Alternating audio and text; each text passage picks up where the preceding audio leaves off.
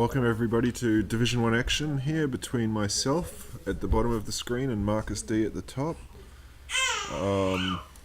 Sorry, we have a baby as well. Markus enters this on, you can see there 12 points, I've got 30, so I'm trying to extend my lead. I fatal push the Exemplar so he can't crew the Heart of Quran next turn, which I think was a mistake. I was playing this late at night. As you can see here, he has a Benelish Marshal that's going to crew the Heart of Quran anyway. My deck only plays 2 Fatal Push, so my chances of dealing with that Quran are very low.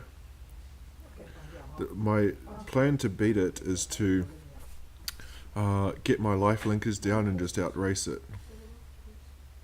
But you can see I'm on 14 life, so it's going to be difficult right from the start. Just see if I can just adjust this picture a little bit more.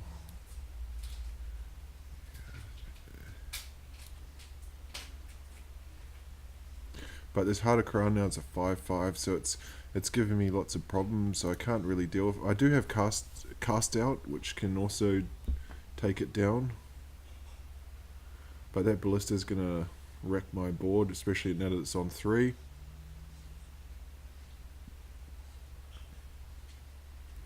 I cast a Dusk Legion Lieutenant first because I'm looking for a removal spell. I found it here with Ixalan's Binding, so I still have a chance. I think Markus misplayed there by letting that Legion Lieutenant resolve. He could have shot down my other Lieutenant with his Ballista and still kept the Ballista alive.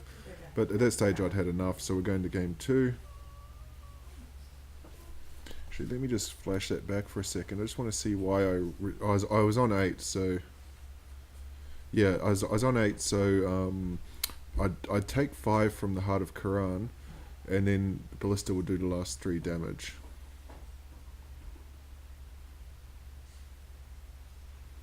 So on to game 2, I have a Fatal Push in hand, and I'm not going to make the same mistake twice. You can see this deck runs pretty well on 2 or 3 mana, so I'm pretty happy with that because I've got one of my Lords, and I've also got a Queen's Commission that's going to get me some life linkers. One interesting stat in this match, I'm undefeated on the season for Standard, but I've actually lost every single game 1 of Standard this year, so post-sideboard I get some improvement. Play out a Dusk Legion Zealot because I'd be quite happy to trade that with that Toolcraft Exemplar, but I suspect Markus is not going to take that trade. Here what I'm doing, I could have played Radiant Destiny, but I decided to play the Vampires because they got lifelink, and I want to build up a wider board so that I can sort of start hitting them in 1 or 2 hits. You can see the Radiant Destiny and the Legion Lieutenant can add 2 points to each of those. Here I don't care, I can take the damage because I'm going to get lifelink back. I'm going to hold up Fatal Push, so he hit me for 6, but I'm gaining back 4 and hitting him for 6 on the crackback. And I'm pretty confident I can win any race here.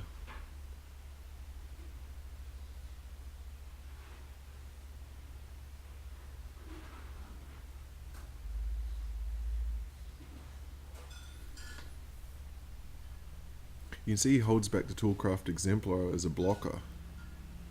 But at this stage I'm going to have Radiant Destiny down, so I think my board is just too big for him.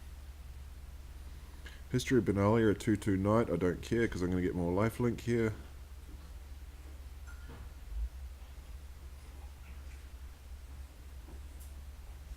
I do have 2 turns of the History of Benalia because it pumps on the 3rd turn.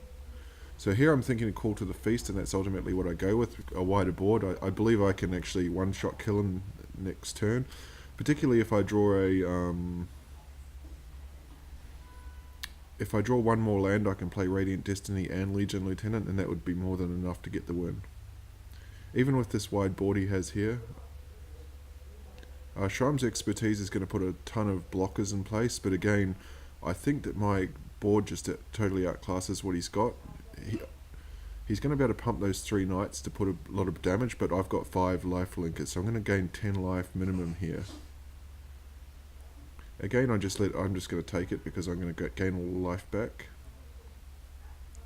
I don't get the land I wanted, so now I've got the choice. Do I go even wider? I think no, I'm going to try and end this. So I'll send the life linkers in. This is going to give me 15 life. Because I got the City's Blessing, they've all got Vigilance.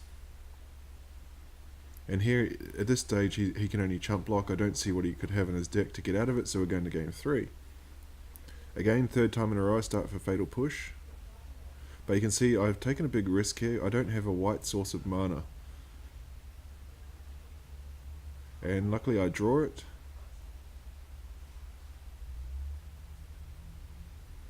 I pass the turn because I want to hold up Fatal Push to take down the Heart of Quran.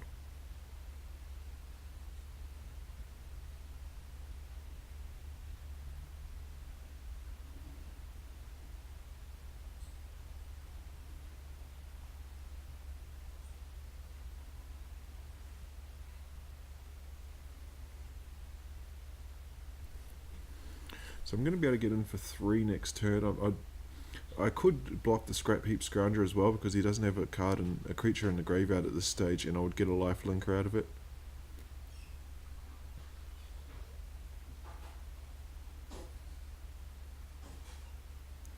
I think he kind of realizes that, so he chooses not to swing. And here I'm going to start to go wide. Next turn I can, because the Scrap Heap Scrounger can't block, so I'm going to have 3 life linkers, 3 2/2s that can get in. And Champion of Dusk is going to be a good card draw as well.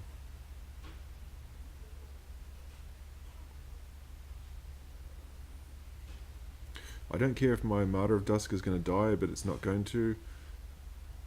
So I'm going to kind of hold it back as a blocker. He can just give up the Scrap Heap Scrounger if he wants. I gain some life, go to 24.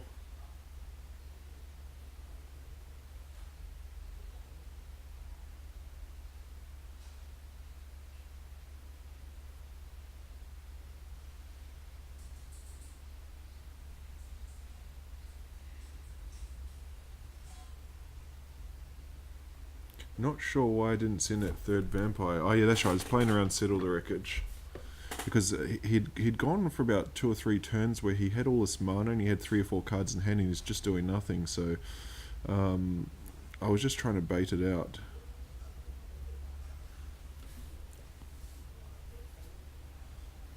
Again, I can just let the Scrounger go because I just gained back the life anyway. So this time I'm going to play Champion of Dusk because it's a huge body that the Scrounger can't get past. And it's also going to draw me some cards. It does have a small offset, but because I gain life, it doesn't really matter.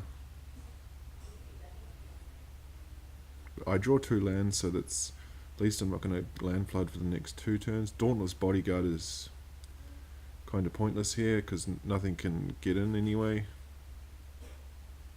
I'm going to cycle Cast Out because he's got no cards in hand. You can see 4 lands in a row I had there. Now Dauntless Bodyguard can block, so I'm just going to remove that with Cast Out just so I can get super aggressive here.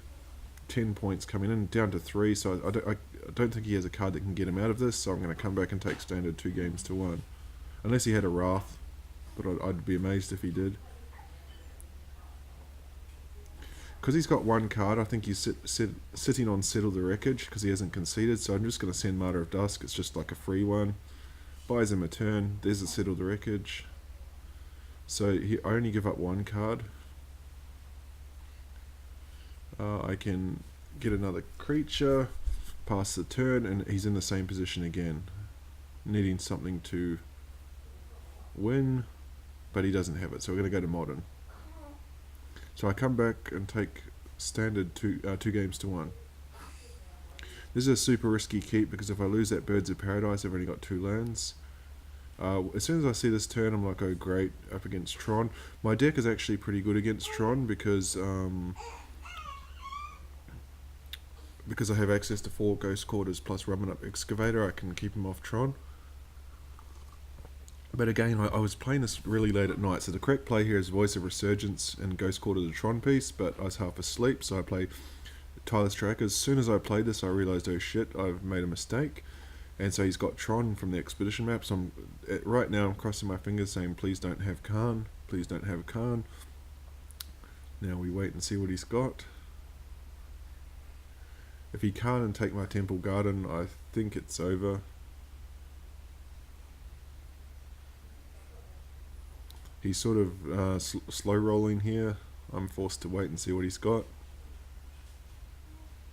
You can see he's got 6 cards in hand, so I'm thinking Wormcoil Engine or Khan. And he plays Matter Reshaper, so immediately I realised I was on the wrong thing. But he does have Khan. You can see the Sky and Aversa there. I was thinking it was traditional Tron, but he's on Eldrazi Tron. And my deck's actually pretty good against Eldrazi Tron. Now, I'm not going to make the same mistake twice here. I'll play out a tracker first, so that I can Ghost Quarter to keep him off. Yeah, my deck's pretty good against Eldrazi Tron because you can see I just Ghost Quartered the tower because that's what he searched for with the expedition map. His best creature is a Reality Smasher or an Endbringer, which is about 5 or 6 power. But I can get Knight of the Reliquaries and Tireless Trackers more powerful than that. Drawing an Eldrazi Temple kind of put me off a bit because it means I can't Collected Company. I give him the Mind Stone. So now I can either double block the Reality Smasher or just take the damage. I take the damage because I'm really hoping to draw into a land which I don't get, so I can crack the clue to make them 4/3s. So if I 4/3, I can then double block and only lose 1 tracker. But then I get this idea in my head that hey, he's only got 8 power on the board. I can force this issue and swing. Again, late at night, so massive misplay. Because at this stage I'm thinking I would have lethal on board with the 2 trackers, and the trackers can get big enough. But as soon as I see the Reality Smasher, it's the only card he could have had that could have beaten me, so again I lose game 1. I can't keep that hand, so I'm going to ship it. This hand's got nothing going on, but it's better than going to 5. And also has a Courser of Krufix, so the Courser helps to smooth out the draw a little bit. This time he doesn't have the second Tron piece immediately. He's got the Eldrazi Temple, so at this stage I'm just going to play out the Courser because I think Thought Not Seer is the only thing that can kind of hurt me here. And what I want at this stage is my Tireless Trackers. I've got 2, so you can't actually get them. I don't mind if you take the Knight of the Reliquary, but Tracker is just the best card in this deck, I think. I mean, Knight of Reliquary is a massive powerhouse, but I love the Tireless Tracker because it just generates such massive card advantage and gets big as well. So I play out the Tracker here, get the clue. At this stage 17, I'm not really concerned with my life total because Courser of Krufix can gain life back pretty well. At this stage I'm thinking card advantage is more important.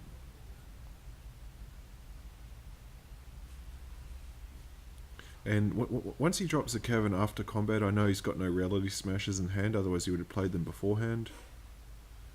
I didn't crack the Windswept Heath because just in case I drew either a Courser to gain life or a Tracker. You can see I did draw a Tracker and suddenly I'm starting to get card advantage. Now I've got a decision to make. Do I want to trade a Tracker for a Matter Reshaper? I don't really have to if I take the hit this turn because I can make these Trackers into 5/4s next turn.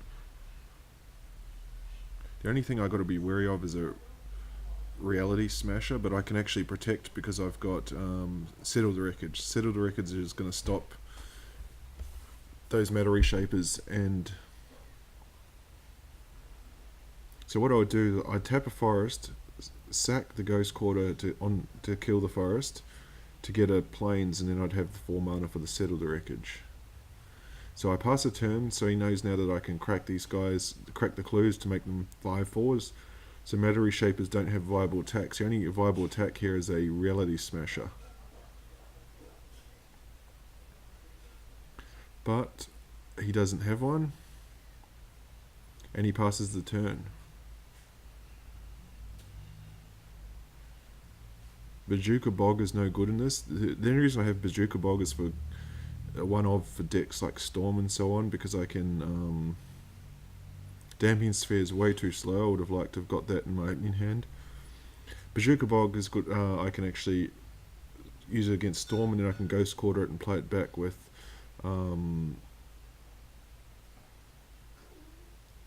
the Rumming Up Excavator. I can also find it with Knight of the Reliquary if I need it as well. So I'm going to play my Knight out here. You can see the Matter Reshapers are outclassed on the other side. I'm not in a position, I don't want to offer him the trade here, because at this point of the game I'm thinking Reality Smash is my biggest threat and I've got it covered. This is a nuisance, this card, but it's not a big deal. It's just going to take probably my Settle the Wreckage. At this stage of the game I've seen 2 Dismembers, so I think that's his only removal, possibly a Walking Ballista, which would need to be massive to take down the trackers.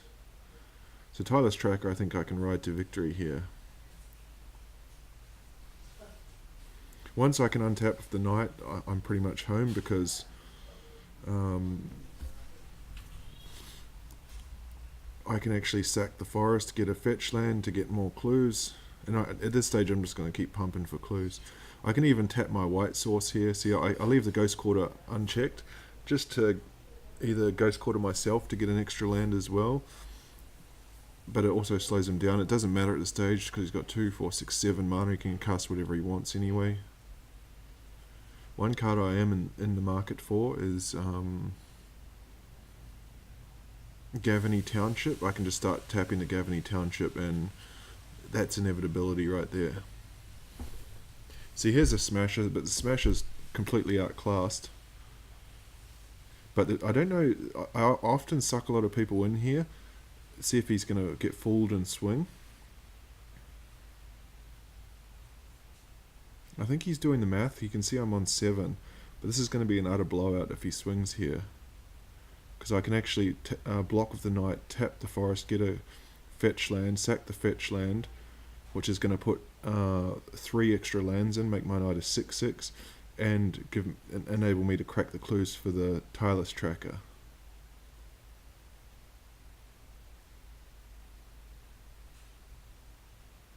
So you can see here I sack the forest, get the fetch land, 2 more clues,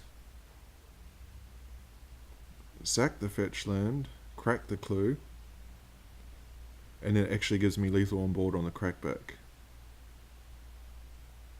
I'm going to go one further and actually Ghost Quarter myself to get another one as well, just to make it super massive. So my Knight now is a 7/7. And 6/5 trackers. So 21 damage on board. I'm going to take 3 and go to 3. You can see he's got all his dust there, which would have been super handy a turn earlier. He would have won the match if he had it a turn earlier, but he's a turn too late. So I've 2 Path to Exiles. I got it covered. We're going to go to game 3. You can see I had a Nevermore in my hand there. That's just bought in solely for the Settle All Is Dust, because I just have absolutely no answer to that card. This is a pretty weak hand that I've kept. I can win the match with the Collected Companies, but I have to get to them on turn 4. I don't really care about Chalice. He's going to shut down my Path to Exile. I actually side out 2 of my Path to Exiles, because I think 1 for 1 I have better creatures, and this is a creature match. It does mean my Noble Hierarchs and my birds can't be played now, which is a nuisance. What I'm going to do later on is sack my... I can play them into the Chalice to get countered, so I can at least have fodder for Scavenging Ooze.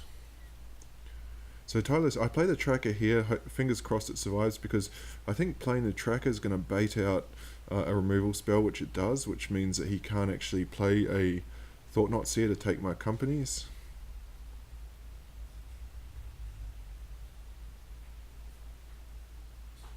So here I'm gonna, I really wanted to, I was gonna shock with the Temple Garden, but drawing that Plains was awesome. It means I can keep that wooded foothills just so I can get extra points from a Corsa or a what's the other card I'm thinking of? Tireless Tracker.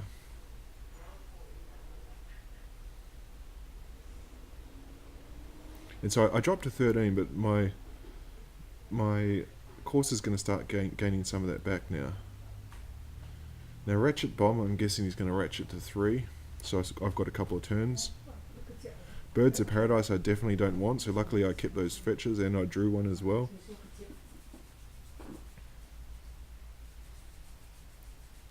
Kind of a misplay there because I should have cracked that after the company. Although, actually it doesn't matter because it removes Birds of Paradise as one option from Collected Company. I'm going to fire this off main phase. Reclamation Sage here. I think I want to get rid of the Ratchet Bomb. I don't really care about the Chalice.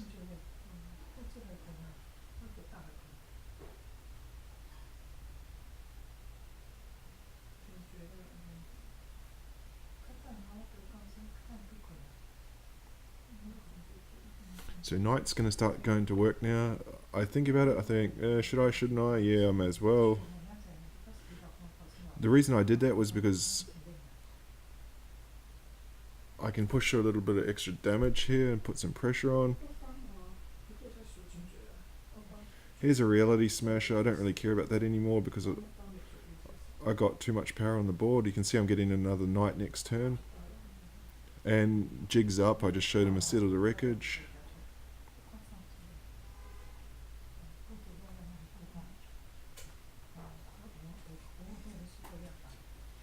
You can see 2 5/5s there, and you're going to get bigger now.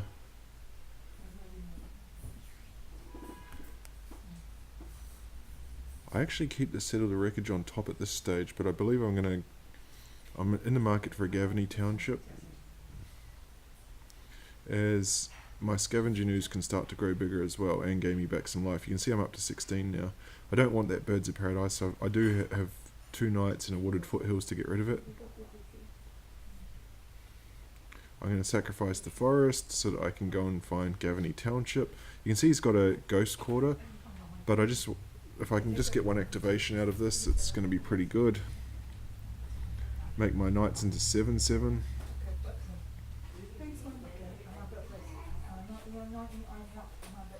It also means the Corsa is a bit bigger.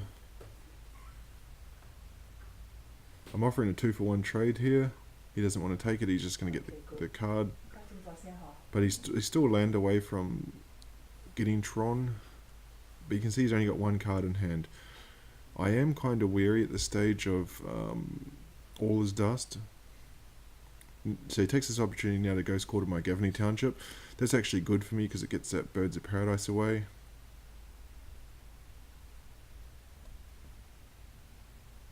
I've got lethal on board next turn. So he's got to get All His Dust right now. Khan I don't care about. I'm happy he plays that and taps out. He can remove a Knight. But it means a Reality Smasher has to chump the other Knight of the Reliquary. So I've got 7, 11. I'm 1 point short, so if I can get back my Reclamation Sage, and I can right there thanks to ramming up Excavator. So I quickly play that. Get back my Gavany Township. But I've got lethal anyway because Scavenging Ooze is going to be able to grow bigger. It only needs to find 1 creature. I think there's quite a handful in there. There's 2, yep. So I swing, he's forced to chump block. Scavenging Ooze eats 2 and it's game over. And I come back and take Modern 2 games to 0.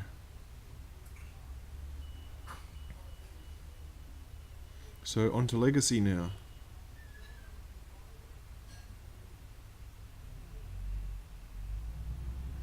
This hand is a keeper, I can reanimate turn 1.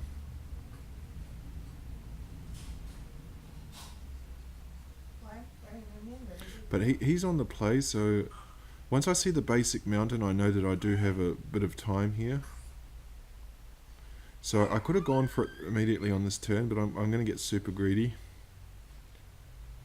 Or am I? No, I think Okay, so I'm going for it. Get rid of the Exhume. I can bring in put Grizzlebrand in, reanimate Grizzlebrand. And I've got a turn 1 Grizzlebrand. And I don't know what mono red. Immediately I draw the 7 cards because I'm looking for something like Thoughtseize or Unmask. I find another Unmask. So I can take whatever he has this time. Something like an Ensnaring Bridge, but that's enough. He doesn't want to show me his hand, so we're going to go to game 2. These red decks tend to be very heavy on the artifacts. So I bring in Ingot Chewer, and also I have 4 copies of Serenity. But actually I've got the wrong card here. As soon as he suspends Rift Bolt, I know he's on Legacy Burn.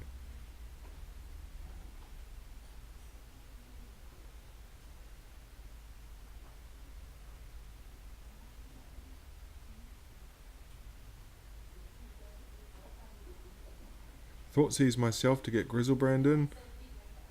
So I can actually get this next turn. Because I got 2 options here. So I'm gonna Grizzlebrand's gonna gain me back life.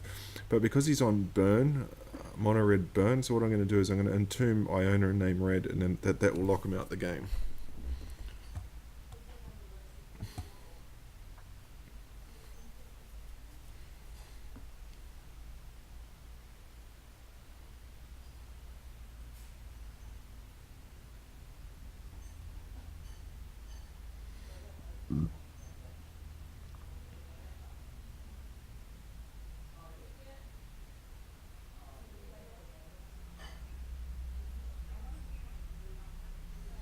I think he's thinking how he's going to beat a Grizzlebrand, because I've got him dead with... He suspends a Rift Bolt, but I'm going to be gaining 7 life a turn through Grizzlebrand anyway, even if I didn't have the Iona Lion. I think he would need to have something like a Graph Digger's Cage. Chain Lightning will hit me again.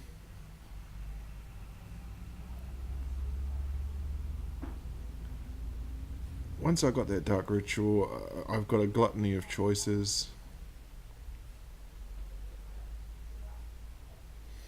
I chose not to go for the Entomb because if I sack the Lotus Petal, I'd need to top deck a land in order to cast Exhume, so I just waited.